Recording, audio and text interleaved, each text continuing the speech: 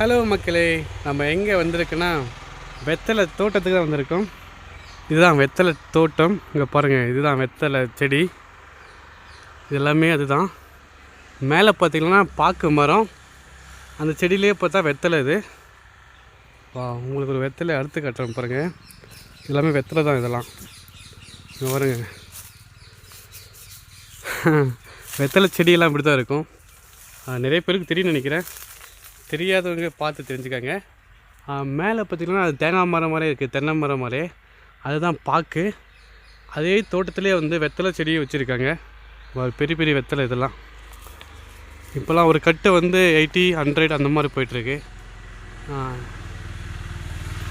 பாருங்கள் எப்படி இருக்கும். நன்றி, வணக்கம்.